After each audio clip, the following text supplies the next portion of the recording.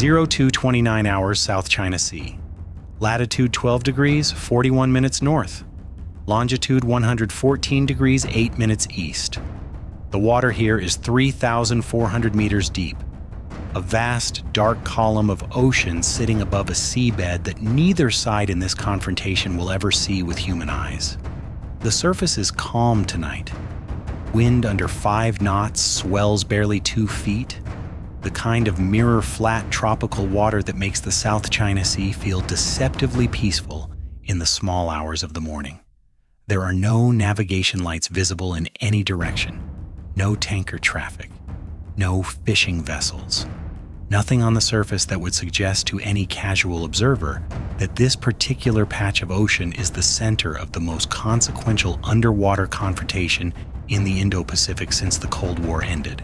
31 meters below the surface, running at 4 knots on near-silent electric propulsion, a People's Liberation Army Navy submarine is hunting the most powerful warship on the planet. The submarine is a Type 093B Shang II class nuclear-powered attack boat, one of the PLAN's most capable platforms, a vessel that China's naval architects spent 15 years developing, and that Beijing's admirals have positioned as the vanguard of their anti-access/area denial strategy in the South China Sea. The Type 093B represents a genuine generational improvement over earlier Chinese submarine designs. Its reactor is quieter than the Type 093A. Its sonar suite incorporates bow-mounted low-frequency passive arrays and a towed array sonar system that the plan has worked hard to develop domestically after being cut off from Western technology transfers in the early 1990s. It carries the YJ-18 anti-ship cruise missile in its torpedo tubes, a weapon that can travel 40 kilometers at high subsonic speed before transitioning to a supersonic terminal sprint at Mach 3, specifically designed to complicate close-in defense intercept solutions. It carries the CM708 UNA torpedo, a heavyweight weapon with wake homing and active/passive acoustic guidance modes. The Type 093B's crew has been training for this mission for months. They believe they are undetected. They believe they have found the gap in the American Carrier Strike Group's anti-submarine warfare coverage. They believe tonight is the night they demonstrate to the United States Navy that the South China Sea belongs to China. They are wrong on every point. They have been wrong since the moment they left Yulin Naval Base on Hainan Island 4 days ago. USS Carl Vinson, CVN-70, a Nimitz-class nuclear-powered aircraft carrier, is operating 340 nautical miles southeast of the Paracel Islands as the centerpiece of Carrier Strike Group 1, conducting a scheduled freedom of navigation operation in international waters of the South China Sea, a direct and deliberate response to Beijing's increasingly aggressive claims of sovereignty over waters that the United Nations Convention on the Law of the Sea defines as international. The 2016 Permanent Court of Arbitration ruling in The Hague found China's 9-line territorial claims to have no basis in international law. China rejected that ruling. The United States Navy has been providing a practical rebuttal to that rejection on a continuous basis ever since, by operating its warships and aircraft in the waters Beijing claims without asking permission and without apologizing. The Carl Vinson Strike Group is not alone in this water. She is screened by USS Lake Champlain, CG-57, a Ticonderoga-class cruiser running Aegis Baseline 9 with 122 VLS cells loaded for a threat environment that includes both anti-ship cruise missiles and the possibility of ballistic missile attack from Chinese DF-21D and DF-26 anti-ship ballistic missiles. The weapons China calls carrier killers in its state media, and that have yet to be tested against an operational carrier strike group's actual layered defense architecture. The screen includes USS Wayne E. Meyer, DDG-108, USS Michael Murphy, DDG-112, and USS Spruance, DDG-111. There is a P-8A Poseidon operating a dedicated anti-submarine patrol pattern 80 nautical miles north of the formation. There is an MH-60R Seahawk helicopter airborne from USS Michael Murphy conducting an active sonobuoy barrier search on the northern approach corridor. And there is USS Springfield, SSN-761, a Los Angeles-class fast attack submarine, running silent 8,000 yards behind the Type 093B, having been in continuous passive sonar contact with the Chinese boat for 51 hours. The Springfield's crew found the Type 093B the day after it left Yulin. The acoustic signature was logged, classified, and reported up the chain of command within 4 hours of initial contact. The Carl Vinson Strike Group's ASW coordinator was notified. The decision was made to continue surveillance rather than force the Chinese submarine to the surface or drive it away in Wafwar. The intelligence value of tracking an operational Type 093B through its approach, profile, and tactical execution was assessed as significant. Every maneuver the Chinese submarine made over the past 51 hours has been logged. Every depth change, every speed variation, every time the crew attempted to use a thermal layer to mask their signature, every course change designed to close the range to the carrier formation. Springfield's crew has been watching all of it, recording all of it, and waiting. The Type 093B's sonar crew, for their part, has been listening intently for any indication that they are being followed. They have run their towed array through multiple passive search modes. They have slowed to 2 knots and listened. They have changed depth and listened again. They have heard nothing that they could classify as a hostile submarine contact. This is partly because the Los Angeles class is genuinely quiet, the result of continuous acoustic improvement programs running from the 1980s through the present day, incorporating rafted machinery mounts, anechoic tile coatings, and propulsor designs that generate minimal cavitation at tactical speeds. It is also partly because the Type 093B's sonar processing software, while improved over earlier Chinese designs, is built on a foundation of algorithms and signal processing architecture that lags behind American equivalents by a margin that is difficult to quantify precisely, but is consistently assessed by Western intelligence as significant. The Chinese crew is listening with tools that are not adequate to the task they have been given. At 02:29 hours and 44 seconds, the Type 093B's commanding officer makes his decision. He has spent 4 days closing the range to the carrier formation. He is now, by his own navigation solution, 22 nautical miles from the nearest surface ship in the American screen, well within the effective engagement range of his YJ-18 missiles. His sonar picture shows no hostile submarine contact. His passive arrays show the acoustic signatures of the American surface ships right where his intelligence briefing told him they would be.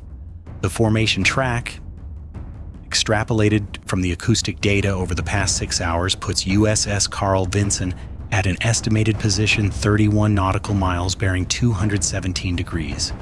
His fire control solution is computed. He has 4 YJ-18 missiles in his tubes, ready for launch sequence. He gives the order to go to periscope depth for a final navigation fix and pre-launch system check. This is the moment Springfield has been waiting for. A submarine going to periscope depth from a deep, quiet patrol depth is not a subtle evolution. It requires a significant trim adjustment, a speed increase to maintain depth control on the way up, and the operation of systems that generate acoustic output, pumps, hydraulics, the periscope raising mechanism itself. The Type 093B's acoustic signature changes noticeably as it begins its ascent. Springfield's sonar supervisor, who has been listening to this particular boat for 51 hours and knows its sound signature as well as he knows his own ship's machinery noise, notes the change immediately. The contact is ascending. The contact is preparing to launch. The report reaches Springfield's commanding officer in under 30 seconds. The command decision takes less time than that. The fire control solution is already current. It has been updated continuously throughout the approach. Springfield's captain authorizes weapons free and designates the contact for Mark 48 ADCAP torpedo engagement. The word goes to the torpedo room. 2 tubes are already flooded and equalized. At 02:31 hours and 12 seconds, Springfield fires. The first Mark 48 ADCAP leaves the tube on a wire-guided run. The torpedo's own propulsion system, an axial piston engine driving a pump jet propulsor, pushes it through the water at a speed that the physics of underwater acoustics make very difficult for the target to outrun in the available time and geometry. The wire allows Springfield's fire control team to steer the torpedo through the initial phase of its run, accounting for any maneuvers the target might make before the torpedo's own active seeker acquires. A second Mark 48 is loaded and ready in Tube 2, set with a slightly offset approach angle to complicate any decoy deployment by the target. The Type 093B reaches periscope depth at 0231 hours and 29 seconds, 17 seconds after Springfield fired. The boat's periscope breaks the surface. The electronic support measures mast is raised simultaneously, its receivers scanning for radar emissions. There are radar emissions, the Aegis radar from Lake Champlain, the navigation radars of the surface ships, the weather radar from Carl Vinson, all exactly where they should be, confirming the fire control solution. The commanding officer is satisfied. The formation is where he calculated it to be. The launch sequence is about to begin. At 0231 hours and 51 seconds, the Type 093B's sonar operator detects the incoming Mark 48. The torpedo has just gone active, its own sonar pinging aggressively, tracking the target at under 2,000 yards. The time between detection and impact at current closing rates is measured in seconds. The Chinese commanding officer orders emergency deep, full power, and the launch of acoustic decoys. These are the correct responses. They are executed with professional speed. They are not sufficient. The Mark 48's onboard processing runs its discrimination algorithm against the acoustic decoy signatures in 1.4 seconds and continues tracking the primary contact.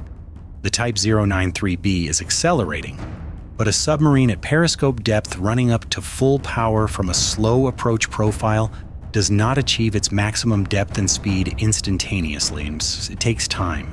And time is precisely what the Chinese submarine does not have.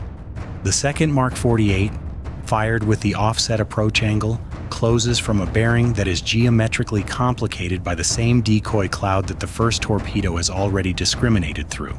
The first Mark 48 detonates at 0232 hours and 14 seconds. The explosion is not subtle.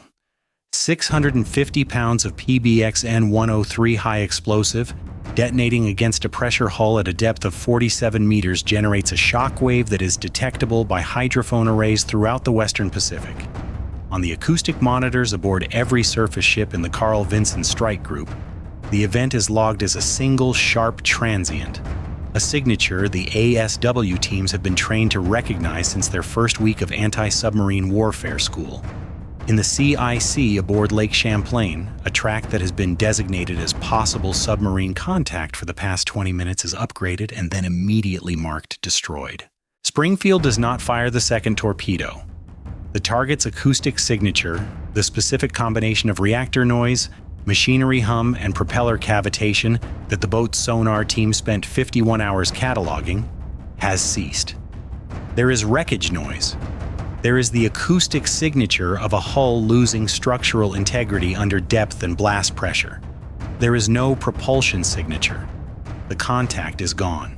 Springfield reports the engagement up the chain of command, reestablishes her quiet trail position relative to the carrier formation, and resumes her patrol. The second Mark 48 is returned to ready status.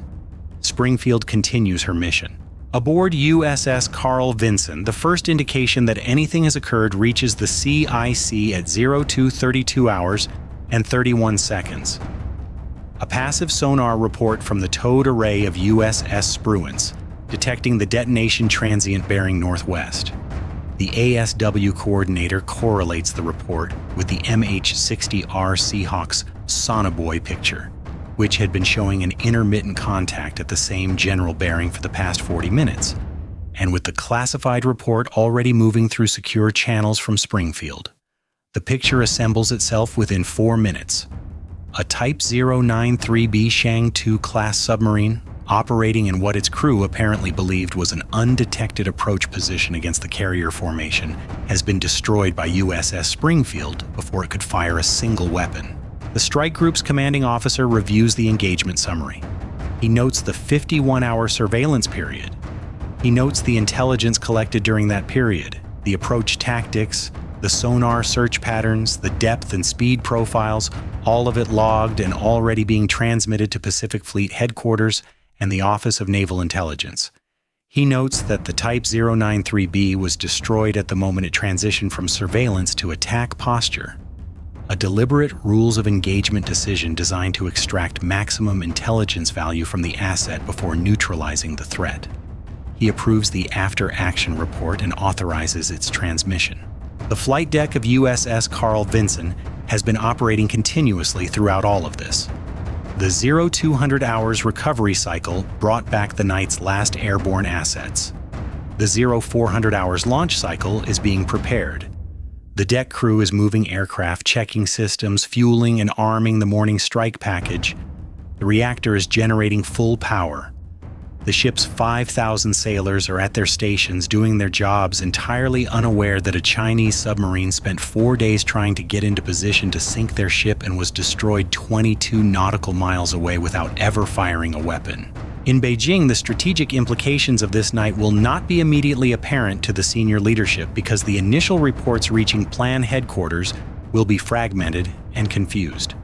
A submarine is overdue on its scheduled communication window. Position reports have ceased.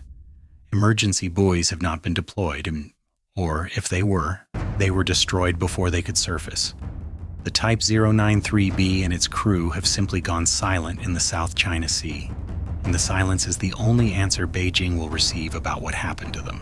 The plan will investigate. They will eventually piece together the timeline, the departure from Yulin, the approach profile, the last known position, the seismic event logged by hydrophone networks throughout the region at 0232 hours. They will understand, at the level of professional military analysis, what that seismic event means. They will also understand something more troubling, that their submarine was tracked continuously for 51 hours by an American boat that never revealed itself, never interfered with the approach, and waited until the precise moment of tactical decision to act. This means that Springfield chose when to engage. It means that for 4 days, the United States Navy knew exactly where China's submarine was, what it was doing, and what it intended to do, and Beijing knew none of that. This is the intelligence and acoustic superiority gap that separates the United States Navy's submarine force from the plans, and it is a gap that no amount of shipbuilding investment closes quickly. The Los Angeles-class submarine has been refined over 40 years of continuous operational experience and acoustic quieting improvement.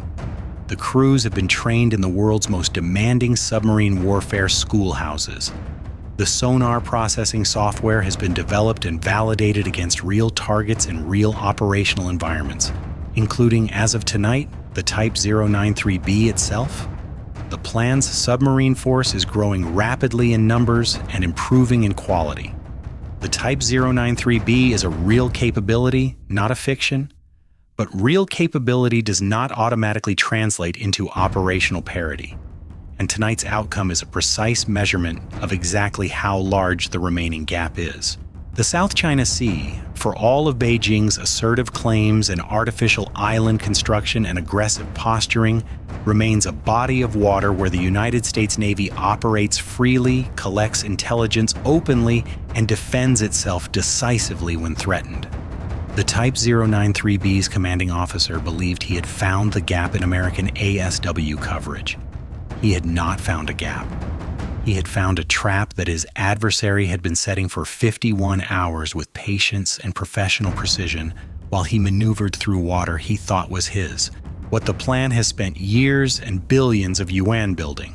The submarines, the missiles, the anti-access doctrine, the theoretical architecture of carrier denial, runs into a practical problem when it encounters the actual United States Navy in actual water. The Americans have been doing this longer, they have been doing it more, and they have turned that experience into a technological and tactical advantage that cannot be closed by procurement alone. You cannot buy your way to the acoustic signature of a Los Angeles class.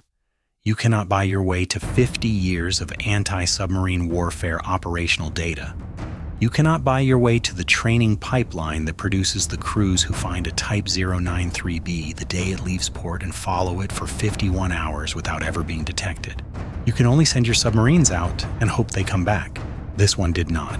USS Carl Vinson continues her freedom of navigation operation. The morning launch cycle begins at 0403 hours. The South China Sea is calm and dark and completely open to the ships that have every legal right to sail it. Beijing's carrier killer is on the bottom of an ocean that is 3,400 meters deep, and USS Carl Vinson's flight deck crew is moving aircraft toward the catapults as if nothing happened. Because for the most powerful carrier strike group in the world, a Chinese submarine that never got to fire is exactly that. Nothing happened. Bye for now.